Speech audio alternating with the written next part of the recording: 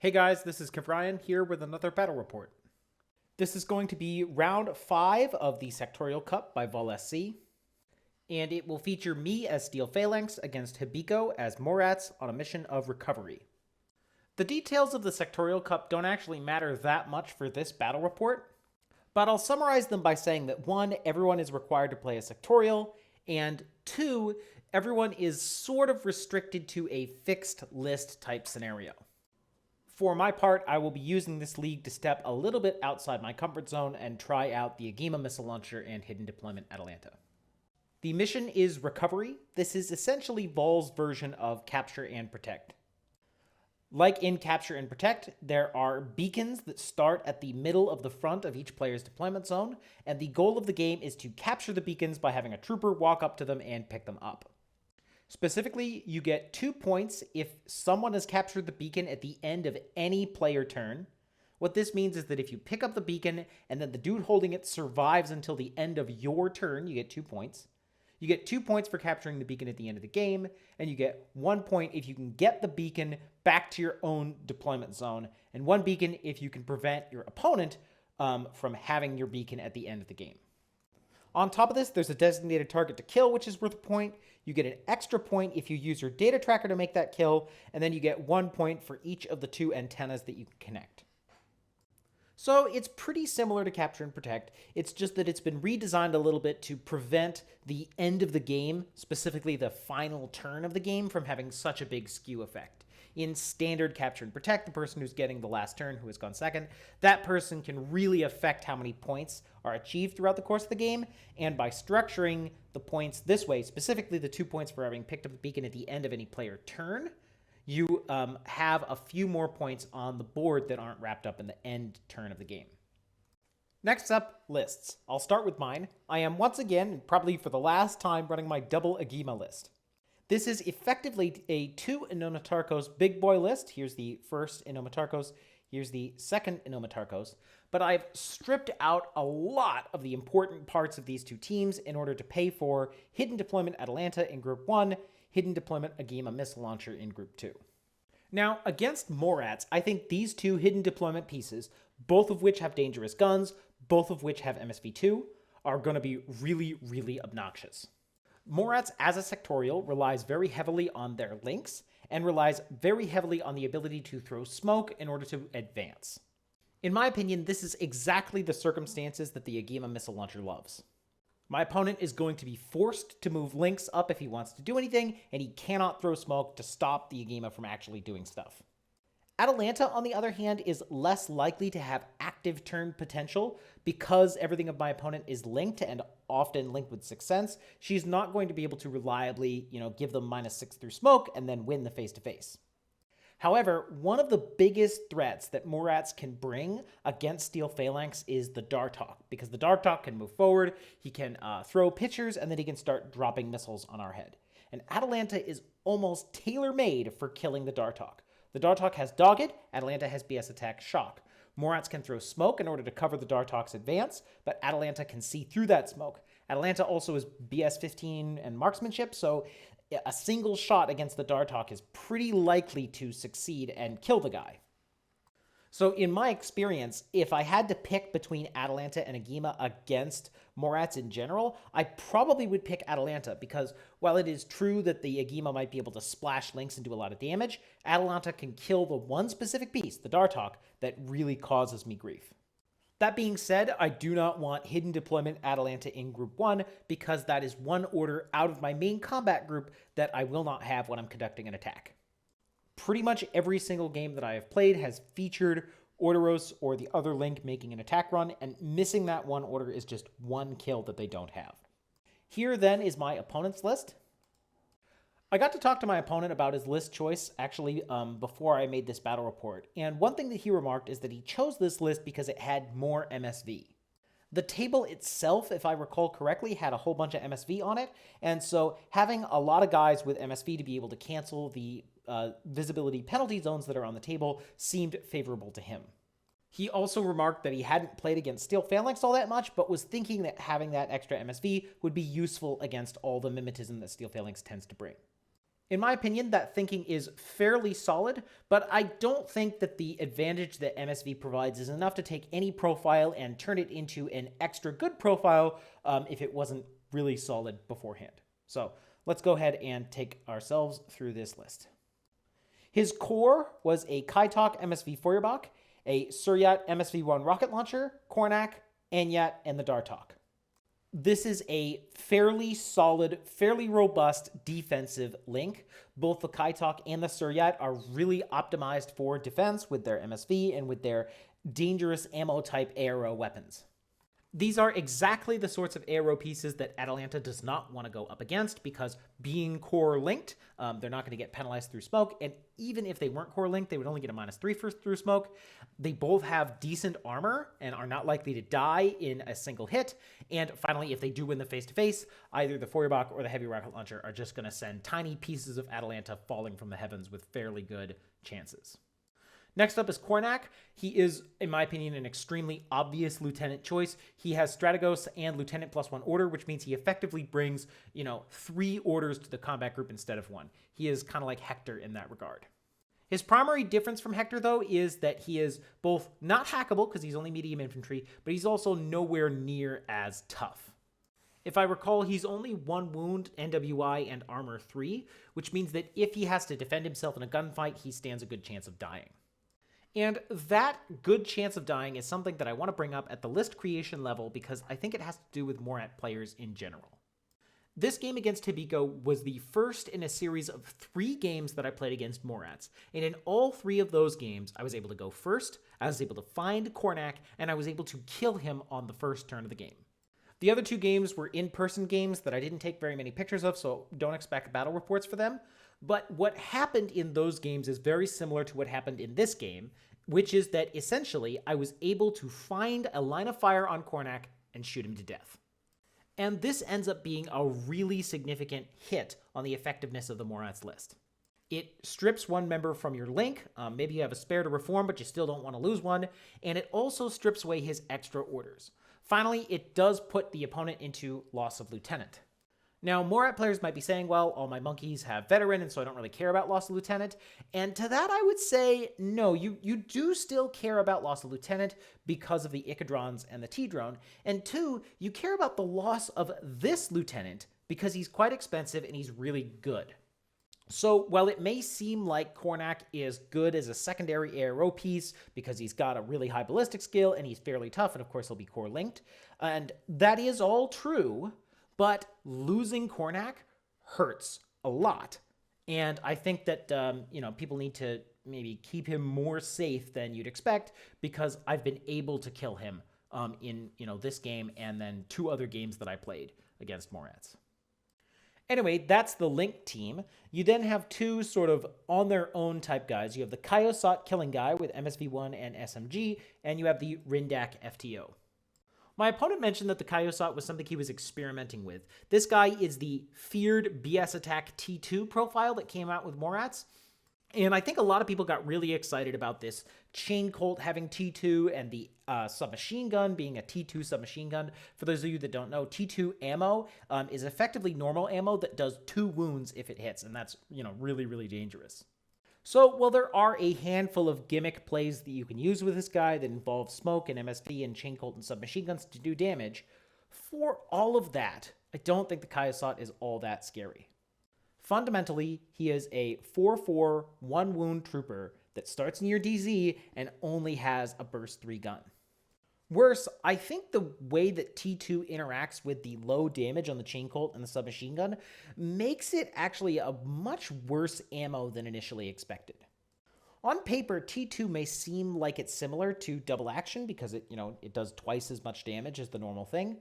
But because the submachine gun is relatively low damage, it's fairly possible that a 1-wound trooper is going to tank the 1 hit from the submachine gun if it gets through, or the Chain Colt, and thus survive the whole experience.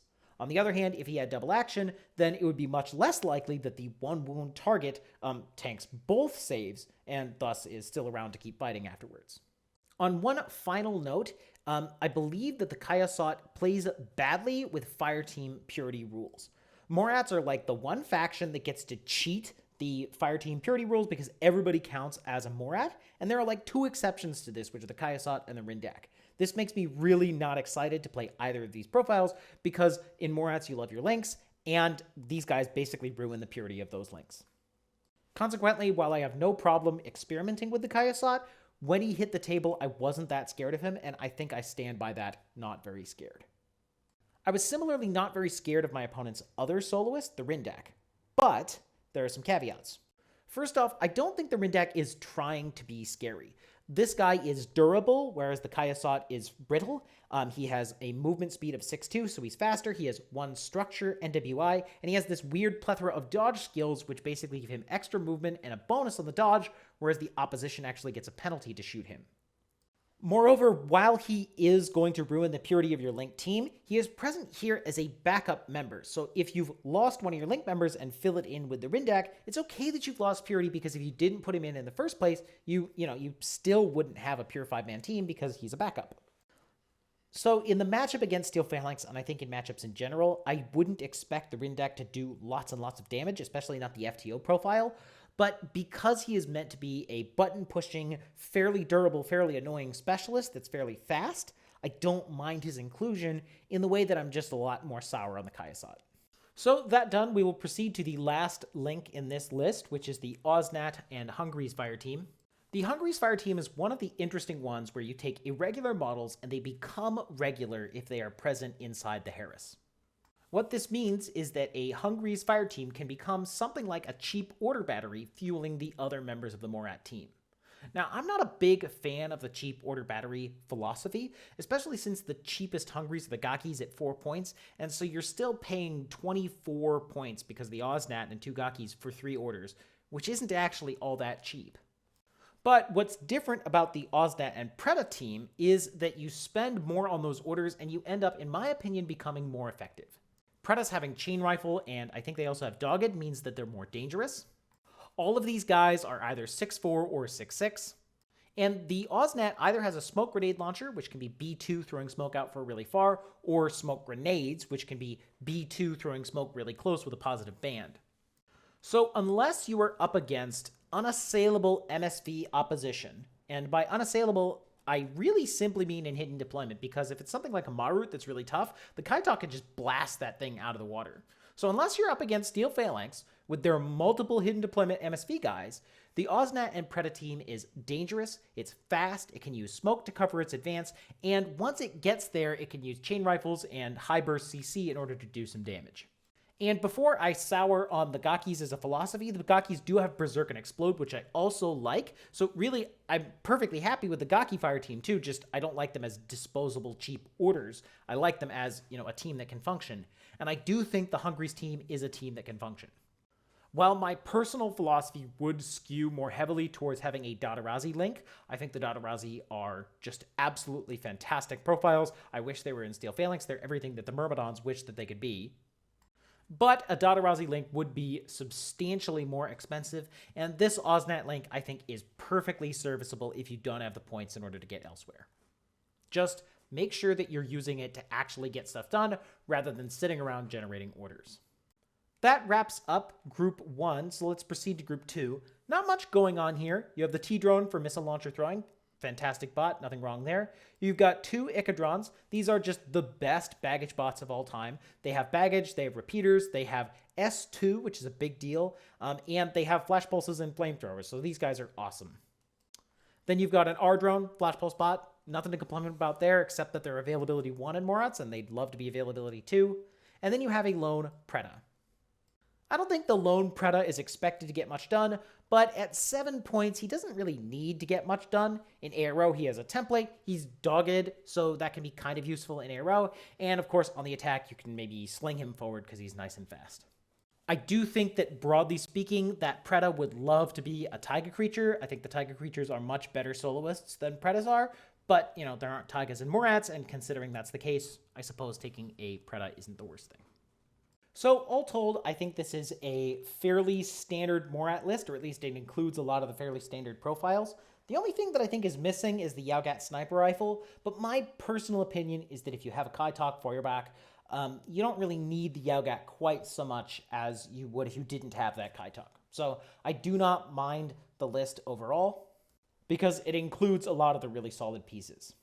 The only complaints I would really say are, one, this only has one Harris when Morats can take two, and two, the Kayasot is too expensive and not dangerous enough in my opinion. These two things as a combination maybe lead to point 3, which is that once the core has been crippled, not necessarily taken out, just forced to be defensive, and once the Osnat/Hungry's team realizes that it's pinned down by the MSV, once these things happen, my opponent won't have that many options in order to actually spend orders and be aggressive on me. I think this list would love to have just like one more cheap, dangerous, fast attack style piece.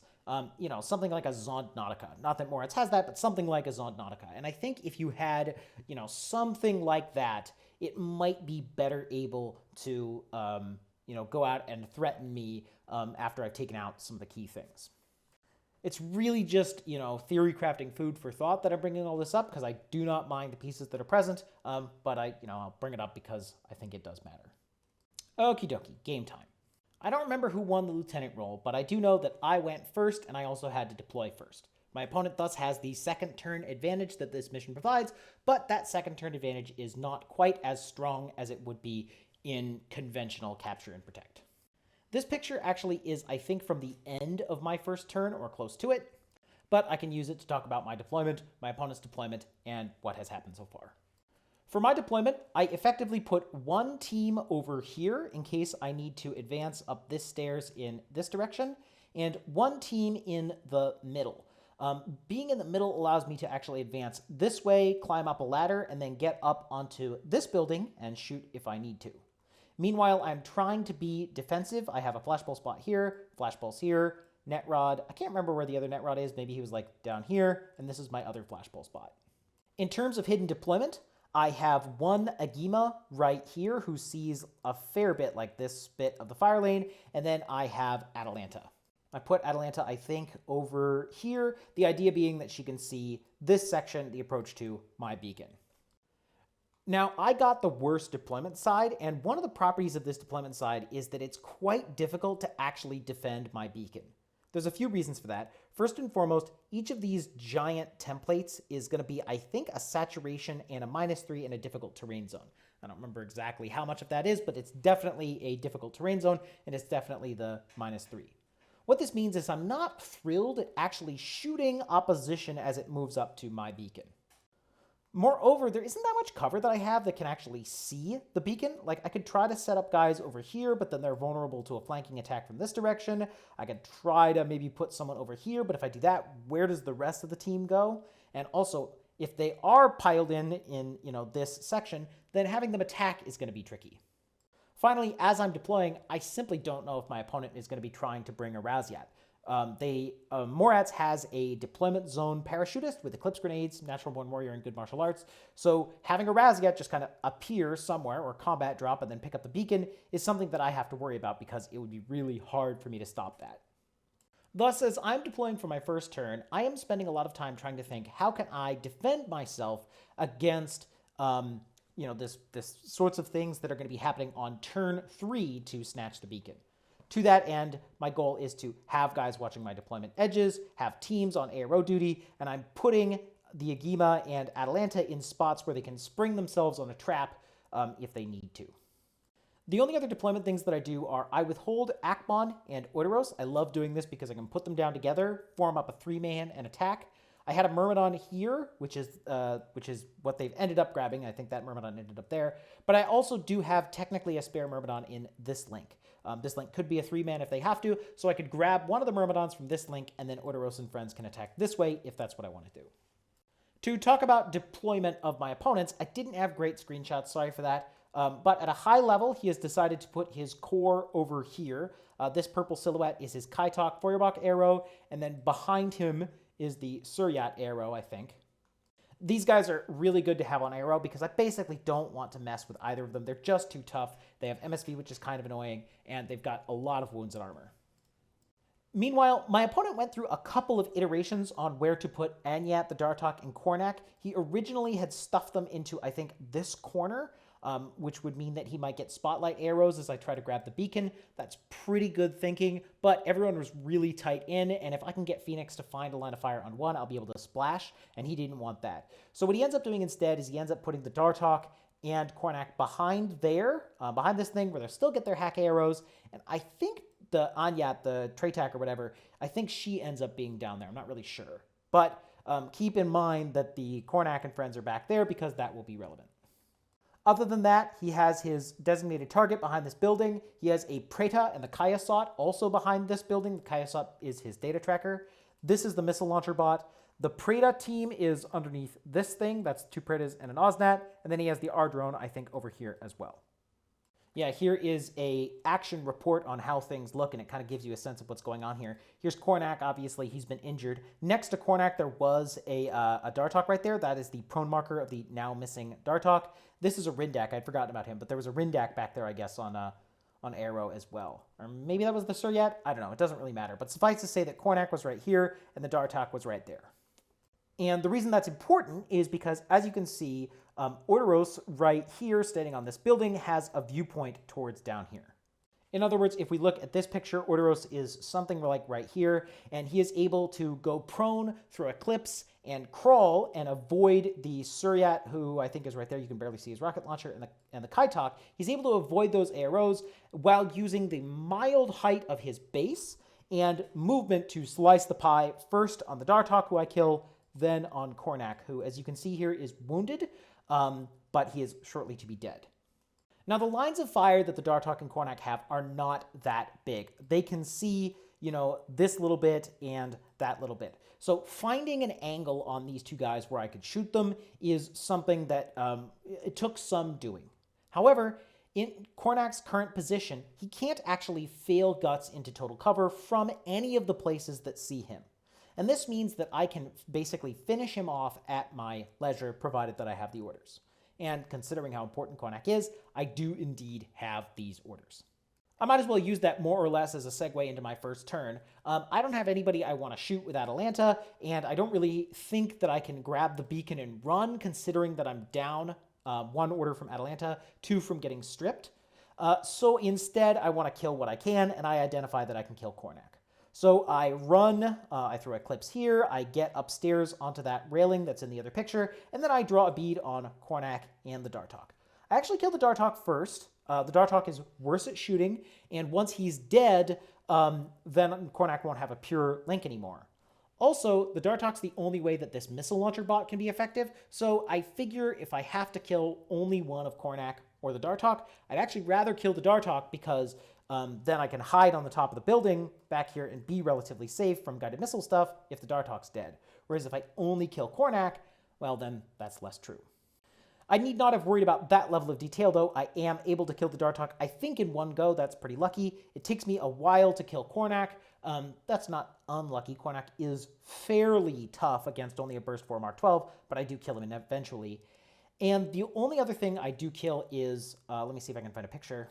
Yeah, this isn't great, but here will work. This is the building. The only other thing I'm able to kill is there is a Kayasot and a Preda down here in addition to the target. The Kayasot, I think, was right here, and Orderos is able to draw a bead on that guy from outside template range and kill him. I don't kill much else. There's an Icadron here that I try to kill. It doesn't work out. The dice aren't with me. I try to kill his designated target. That fails. These things happen. There's luck involved, so it's not that outrageous that he survives. But I didn't kill all that much else, and I'm really wishing that I had that one extra order from Atalanta that, because that would have just been one extra thing that I get to kill. Maybe the designated target, maybe something else. I really wish I had that extra order, but I don't. Still, things are looking pretty good for me at the end of my first turn. My opponent is in loss of lieutenant, which means that his bots aren't generating regular orders, and his hungries are not generating regular orders. Now, some people have argued that the wording on the fire team chart makes it so that the hungries are always regular, even if you're in loss of lieutenant. I don't agree with that claim. My opponent doesn't agree with that claim, but it is a point of ambiguity, so I'll bring it up. But it does mean my opponent is down a handful of orders. His team has been reduced to, I think, a 3-man, and I have managed to get all of my guys basically prone behind railings, so they're going to be hard to shoot. Not all that much happens, though, on my opponent's turn 1. This picture is actually, I think, at the end of my turn 2, but it can show what he's done on his turn 1. In particular, he's moved the Kaiosot out to here to a more commanding ARO position. He's moved his Suryat up to be in a more commanding ARO position. And I think he tried to attack this link with the Preda and didn't accomplish anything. I think he tried to chain rifle me, I shock pistoled him off, and he tanked the armor save. I could be wrong about that, but not a lot happened, that's for sure.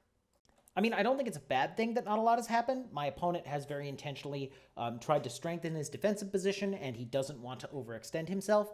He knows that he doesn't have the orders for the OzNat team to go out and attack things, so I don't mind choosing this defensive positioning, but it does mean that I essentially have another turn with which to do damage, and that's what I'm going to do. In particular, if we use this picture, what I end up doing is I take Atalanta, who started here, and I bring her up to this position, both because I want her in a better ARO position and because this Kaiosot, or Kaitak, or whatever he is, I don't think he's in a link anymore, so I want to take some shots on him and see if I can get him to back off. It doesn't work out that way, but I think it's still worth a shot. The other thing I've done is I've taken my team with Machaon and Myrmidon and Phoenix, and then this is the other Myrmidon, and I've moved them up into a more defensive position. I want these guys to have ARO down in this direction, and I'm no longer worried about a Raziat because I've seen all of his orders. I'm a little bit worried about Machaon getting killed because he's my obvious lieutenant, and being in Lost Lieutenant turn 3 would suck. But having him back there where he can't be shot means the only way he's going to die is in CC, and to get to him in CC, you have to go through the rest of the link, so I'm fairly confident that by having him there, it'll be okay. I think here would have been better, but I must have ran out of orders or something. In that process, I think I do manage to kill a handful of other remotes. I think I take out his missile launcher bot. I don't remember how. I must have run up to here to get line of fire, then retreated. I think I also managed to take out an Icadron over here, and I moved this link down to this position. They're just a little bit closer to where they're going to need to be if they want to make a run on the beacon thing. So here's how things look at the start of my opponent's turn 2. He has as many orders as he's going to have, and he decides that it is time to make a play for the beacon, and that the tool to do it is the Hungry's team. Now, I believe that I have an Agima in this position who can see this Hungry. Obviously, the Hungry wasn't there when I, deployed the Agima, but I think I can see it. Unfortunately, it is a little ambiguous of whether that guy can see, and the problem with hidden deployment is I can't very well ask my opponent, hey, what can my trooper that I don't want you to know about see? So it's a little bit ambiguous, but my opponent is gracious and says, yeah, it's really hard to tell whether this guy can see. Maybe he can, maybe he can't, but we'll give it to you, especially if the Preda stands up. So the team tries to move out, the Agima arrows and shoots a missile here, and the missile splashes all 4 of these guys. It's lucky that the missile hits because BS-13, the odds of hitting aren't that high. It is unlucky, however, that everybody except one Preda actually manages to survive the experience. I think maybe the R-drone dies, I don't remember, but the only one Preda is killed despite the fact that all 3 members of the link were splashed. And as it would happen, that one Preda dead is all that I needed. What's going to happen is first, the Kaitak over here is going to kill the Agima. Odds of that happening are fairly high. And then this link is going to run in this direction, and it is one OzNet and one Preda, and they're going to make a play for the beacon. To get the beacon, he absolutely needs to take out Atalanta, since she can see down here approximately, and she has MSV. What he's going to do is send the one Preda up here, drop a chain rifle on Phoenix and Atalanta, and because this is just one Preda, and because it's only one burst, I can very safely shoot Phoenix's heavy pistol at the Preda and have Atalanta dodge. And that is pretty much what happens. The Preda dies, Phoenix doesn't die, maybe he's wounded, and Atalanta makes her dodge. If my opponent had had a second Preda, that chain rifle would have been burst 2, maybe it even kills Phoenix, and moreover, if Atalanta survives, then he's got another Preda, which he can run up here and have the second Preda make a play on Atalanta. But that's not how it works out. He only has the one Preda because of the missile launcher killing the one Preda, and for a wide combination of reasons that I don't exactly recall, he is not able to quite pull off the run with just the one OzNet. It is a lot nearer of a thing than I'd expect. The OzNet is very mobile and dangerous and has smoke and stuff, so he is able to try something. I don't exactly remember what, but he is unfortunately not able to succeed at getting the beacon. That brings us to my turn 3. I'll use this picture, which isn't exactly the right picture, but I'll use it anyway. What's going to happen is this team is going to run down this ladder, push this button, I had failed to push it earlier, and then run over here, grab the beacon, and then run away. Having done that, I will essentially try to bunker up as best I can, including moving as many pieces into annoying positions as I can, and then I will await my opponent's final turn. Now, my opponent does have a fair number of orders left. He also has the Rindak over here, which I think is a fairly mobile piece, so he does have a chance to go out and snatch the beacon, and he is going to try that chance as best as he can. I don't think he can kill Oideros, though, and I don't think that he's going to be able to push this button and take it from me or get his beacon back to his deployment zone. So no matter what happens, I do think the game is still mine. But, he's got some game which could potentially get him a bunch of points, and he's going to try for it. What he does is he has the Rindak climbing plus on the back side of this railing, thus avoiding all my arrow pieces. He will then climb down the pillar here and proceed along this route. He's 6'2", and he can move dodge, so he can move basically 9 inches per order here. And he can do all of that fairly safe from my arrow pieces until he gets to this position. Once he gets to this position, he will have to be clever in order to get from here to there, and that I think is either he runs out of orders or I've got a flashball spot that's annoying. He is not quite able to close the gap, but I think using the Rindak's mobility and climbing plus to take the route along the side of this railing is clever. And it is a good play, even though it doesn't work out in the end. So that pretty much wraps things up. To give a high-level summary, what essentially happened is I was able to kill Kornak and the Dartok on turn 1 without exposing the team that did it to a great deal of risk, because they were able to bunker up on this thing. I didn't have the orders or the luck to do much more damage than that. I mean, I did kill the Kayasot, which is part of why the team was able to castle up here safely. But overall, I didn't really need to do more than kill Kornak and the Dartok and then get back to safety. After that, it was just relying on the defensive pieces in Steel Phalanx to keep the Morat aggressors at bay. Yes, the Agema missile launcher was able to splash an entire team, but the luck meant that I didn't actually do that much damage. And yes, Atalanta's MSV presence did defend the beacon pretty darn well, which my opponent without Eclipse couldn't stop. But I feel like those are details when the most important thing is that I could inflict significant damage on my opponent on turn 1 without suffering greatly in response. Finding this angle on Kornak on turn 1 was pretty good for me, but I've played Morats fairly often in recent history, and in many of those games I am able to kill Kornak. So if the existence of such an angle is a mistake for Hibiko, then it's a mistake that many other Morat players are making. I only want to make one further point, which comes from both this game and other games that I've played against Morats, which is that the strong arrow pieces that Morats brings don't seem to be working against Oideros. I have had more than a few games where Oideros uses his insane 6'2" mobility and Eclipse to throw smoke, blocking off the opponent's arrow pieces and then killing the important stuff. In this particular game, the smoke went down here, and that blocked off this arrow piece and this arrow piece, but other games have had the same story with different details. And that story is that these really tough arrow pieces are not able to stop Oideros from doing his thing. They're more like minor inconveniences than firm attacks. I don't know why this is the case, but it was interesting enough to me that I figured I'd bring it up to you guys. And if this is something that other Morat players have experienced, then, well, let me know. On that note, I'll close out, so thanks for watching, and I'll catch you around.